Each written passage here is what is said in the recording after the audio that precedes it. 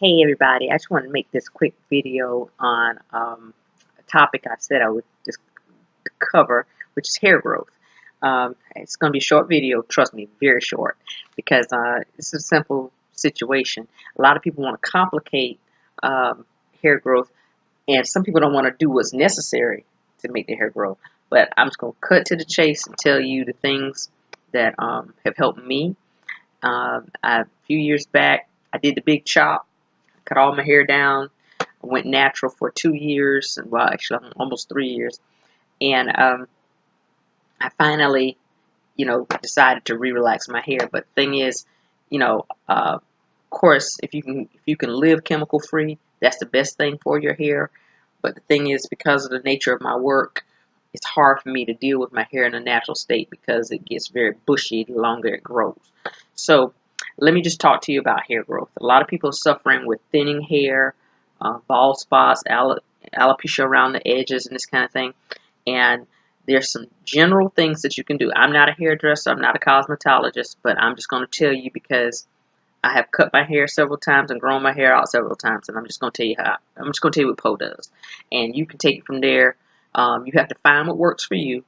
Like I tell you with everything else that I tell you on these videos, as far as the herbs, anything, any holistic treatments or therapies that I'm using, you have to, excuse me, still trying to get this, I'm taking my fenugreek to get rid of the phlegm. But anyway, uh, like I said, you have to use your own discretion, and you know your hair better than anybody else, at least you should. If you don't, you need to learn your hair, because you shouldn't be walking around with this stuff on your head and not understanding what you need for you. So let me just tell you some basic things. Number one, you have to clean your hair. You cannot be going weeks and weeks without washing your hair. You have to use a if you want to keep your hair from breaking off or being hard and brittle, you have to use a non-sulfate shampoo and conditioner. I mean, sodium lauryl sulfate is soap. You can't put soap in your hair. I know it sounds crazy because, we think we wash our hair with soap. But anyway, you need to find a shampoo that's non-sulfate, because that way your hair won't get stripped, it won't get dried out. You have to make sure when you wash your hair, the first time you wash your hair, all you're doing is really just loosening up what's covering your hair, like the greases and the oils or whatever is built up on your hair, the dirt that's on your hair. Then when you wash your hair again, that's when you're really opening up the shaft of the hair. Now I'm not going to get all into that because I'm not a cosmetologist, like I said, but I'm just telling you, you need to wash your hair twice. Then you need to condition your hair. The first time you condition your hair twice. First time you condition your hair, all you're doing is getting the shampoo out. Okay? So you condition your hair, rinse it, get the shampoo out, and then you condition it again. You can use a leave-in conditioner if that works for you, or use a rinse-out conditioner. I do both. I actually use a rinse-out conditioner, and then I have a leave-in that I put on my hair before I set my hair, because I set my hair on rollers, magnetic rollers, normally, because I don't blow dry my hair. That's another thing too. Quit blow drying your hair so much, because the more you blow dry your hair and hot curl your hair, the more your hair becomes fragile and weak and that kind of thing. And so if you can get around doing that, if you're using a natural style, then naturally you're not going to be dealing with the heat. But if your hair is relaxed like mine, or if you're doing a press and curl and this kind of thing, you need to make sure that I don't know how the press and curl is going to work with you not using heat, but you need to make sure you use some sort of roller that's going to, like the soft rollers that you can use overnight to keep your curls, as opposed to continuously putting heat in your hair. Of course, I'm talking about African American hair. For my Caucasian sisters, this is not your video, okay? Anyway, let me move on. The next thing, make sure that you do a deep conditioner at least once a month. It would be great if you could do it twice a month. When I say a deep conditioner, I'm talking about like a hair mask or some sort of deep conditioner, where you put the deep conditioner on after you've washed and conditioned your hair, and then put a bag on it maybe sit under the dryer for maybe 10 or 15 minutes, or however long the directions tell you to sit under the dryer, or just walk around with the bag on your head with the deep conditioner on, like if you're doing laundry or something like that. Just keep the conditioner in there, and the deep conditioner. That gives your hair a chance to be nourished, to be moisturized, and this kind of thing.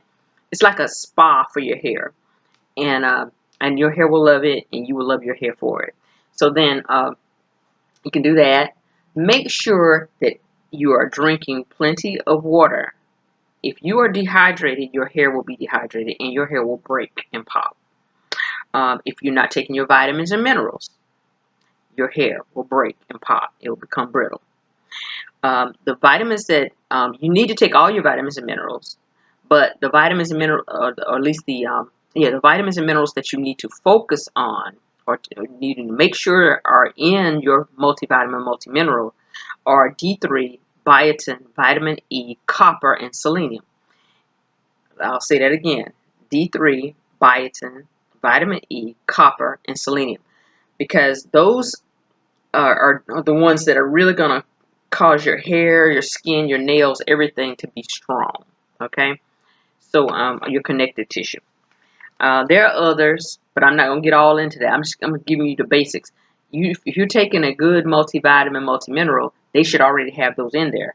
But you may want to, if you're having problems with your hair, like if your hair is thinning, if you have bald spots, or if your hair is breaking or coming out from the root, like when you're combing it, if you're getting a comb full of hair, you might want to go ahead and increase your vitamin D3, because the D3, a lot of us don't have enough D3 because we don't get outside enough. You have to have sunshine directly on your face at least 10 minutes a day to produce adequate vitamin D3. And most of us, if we work indoors, we're not getting that sunshine on our face consistently. So, supplement with the D3, supplement with the biotin. That's going to help strengthen the hair, the vitamin E, the copper, and the selenium. And selenium, by the way, is a anti-cancer mineral. So that will help also with that, making sure that your T cells and your cancer fighting system in your body is up to par. But I'm not going to get on cancer right now because that's another video. Make sure you drink your alkaline water, and I'm talking about plenty of it. You have to stay hydrated. I already said that. I cannot say that enough. You need to get rest. You have to get some sleep. If you're sitting here watching this video at 3 or 4 in the morning, that's not good for your hair. That's not good for anything. It's not good for your heart, skin, body. I mean, none of it. So you got to make sure that you get adequate sleep, because if you don't, everything in your body is going to suffer, including your hair. And rest in a dark room. They have now these what they call blackout curtains. You need to, if you are in an area where you can't get your room completely dark or very, very dark, because of street lights or whatever the case, you need to buy you some blackout curtains, because the only way your body's going to produce melatonin, which is going to help with everything, cancer, help with your heart, help with your whole body system, to make sure that you're calm and relaxed and getting the cortisol levels down in your body so that you're not stressed out, is if you are sleeping in a dark room. And so you need to make sure you do that. And don't sleep with a television or radio or computer in your room. I mean, you can have a radio, but what I'm saying is you don't need to have electronics running in your bedroom, because they give off radiation. And radiation is not good for your hair, skin, nails, or anything else about your body, because it's poisonous. So, we have to deal with these computers. I'm dealing with one right now. I'm making this video. But you don't need to have that radiation constantly coming after you all night long in your bedroom. Okay? Speaking of going to bed, when you go to bed, ladies, you need to cover your hair with a silk cap, or excuse me, a satin cap. Something that's going to be silky and slick on your hair. There are just several different kinds. I'm not going to tell you which kind to get. I have one little bonnet that I wear, and I make sure I pull it around my edges. I even fold it. I put it on the silky side and fold it back, so that everything that's coming in contact with my hair is the satin. So if you put one of those on your hair at night, you won't have that rubbing of your hair against it. If you're using cotton pillowcases and that kind of thing, you won't be rubbing your hair and damaging it. And particularly if your hair is relaxed, you need to do that. But I say for everybody, if your hair is natural or relaxed, you need to have some sort of bonnet or a scarf or something that you put on your hair at night. Now, I know you're going to turn your computer off or throw something at me when I say this, but if you wear weave or wigs or braids or any kind of extensions, you need to give your hair a break from that. If your hair is breaking, if it's thinning, if you're about to be, having some serious problems, you're not helping it. You're not helping the situation. If you're really trying to get your hair back to a healthy state, you're not helping it consistently wearing weaves and wigs and extensions and that kind of thing. Unless you just plan to wear that for the rest of your life, and that's fine if that's what you plan to do. But I'm talking about people who are trying to get their hair healthy, because that stuff is very stressful on the hair. And, I don't care if this is sew-in, it's still stressful on the hair because you're pulling your hair. And a lot of those, that weave is synthetic, and it literally cuts at the hair. It's like plastic. It's cutting at the hair. So you need to be very careful. You can wear these things for periods of times, but then you need to give your hair a break from them. Because over time they will damage your hair. And you know that. You know that if you really been paying attention and if your hairdresser's been telling you the truth. So you have to be careful about getting hooked on that stuff, and then the next thing you know, you don't have any hair. So, like I said, don't turn your computer off. I'm not finished yet. Okay? But just take a break. I'm not telling you not to wear it, but I'm saying that the longer you wear it, if you wear it consistently all the time, when you take it out, your hair is going to be in worse condition. Every time you do it, it's going to be a little weaker, a little weaker, a little weaker until you have none. And then you'll have to wear these things. And if you're already in a position like that, you just got to make a hardcore decision to maybe start fresh. There's no shame in your game.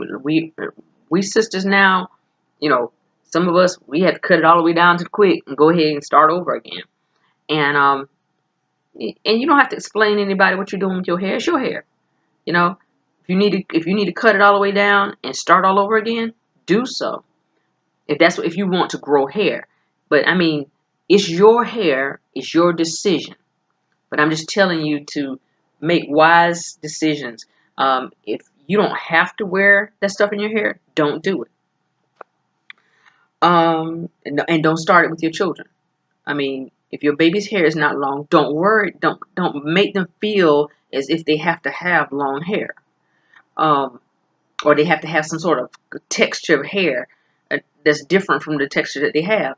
Let them, when they get older, if they decide to relax their hair, if they decide to wear extensions or something, let them do that when they get older and they can make those decisions. But don't eat your baby's hair out with all the stuff, gluing stuff in their hair and sewing stuff in their hair when they're, 5 and 6 years old. That's crazy. Don't do that to your kids. And, be careful about all this here relaxing kids' hair at that age. That's too young. It's harsh on us as adults, and really, we really shouldn't be doing it. But the thing is, some of us, like I said, we have things we got to do, so we got to keep it moving with hair. But the thing is, there's a way to take care of your hair, even if it's relaxed. But to put a relaxer in a child's hair,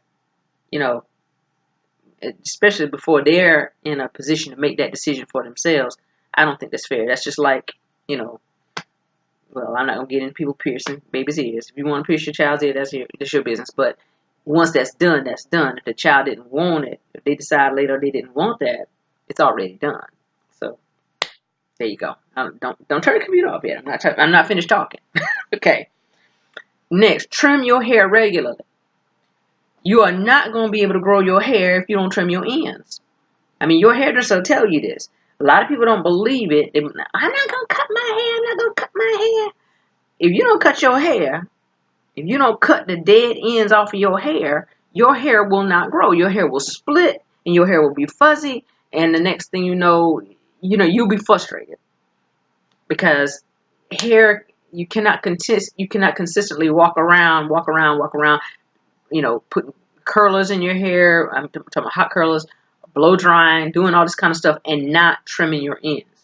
And particularly using chemicals, you've got to trim your ends. But even if your hair is natural, you've got to trim your ends. If you're an African American woman, your hair is African American. I'm not talking about y'all that's got that stuff that's from the other side. Y'all deal with your stuff, and you have to trim yours. But I'm talking about us. We have to trim this hair. This hair has to get clipped. So, and it will grow. Trust me. Once you get into the habit of, every other month or every 6 to 8 weeks or whatever, clipping your ends, and you make it a part of what you do, you'll see the difference in the health of your hair. It'll hold a curl better. It'll be more bouncy. It'll be more shiny. And you will be more satisfied with what's going on with your hair when you trim it regularly. It's just like washing it and conditioning it and doing a deep conditioner. A trim, that should be a standard part of what you do with your hair. Okay? Never, ever use a brush on wet hair. African American women, please listen to me. Do not ever brush. I'm talking about a bristle brush. Do not ever brush your hair while it's wet, particularly if it's relaxed. But you shouldn't do it at all. Use a large tooth comb to comb your hair out when it's wet. Okay, and start on the ends and work your way up. Don't start up here trying to detangle from the way down, because if your hair, particularly your hair is relaxed, you're going to end up pulling your hair out your hair. Okay, so always start on the ends and work your way up. Okay, and if you need to section it or what, take your finger and section it and work your way up to comb it out. And if you need to use a detangler, they have plenty of them on the market that are really good for detangling your hair. I'm using the Cantu shampoo and conditioner and the leave-in conditioner right now. So if you just want to know what I'm using. But, there are lots of good products out there. But you just have to experiment with what works best for your hair. Never ever use sponge rollers in your hair without putting an end paper on. If you just stick a sponge roller in your hair, you're asking for your hair to be popped off. You're asking to ruin your ends where you have to end up cutting them off. I don't recommend sponge rollers, but I do have some. But I only do that when I know I got a lot going on and I need to kind of preserve my curls a little bit and I don't want to put a lot of heat in my hair. I'll put an end paper on and I'll put a sponge roller in, because it will tighten up the curl and keep them, so I can keep it moving. But sponge rollers are really not good for our hair, because they do dehydrate. It's a sponge. It dehydrates your hair. So, but if you're going to use them, always use an end paper. Let me see.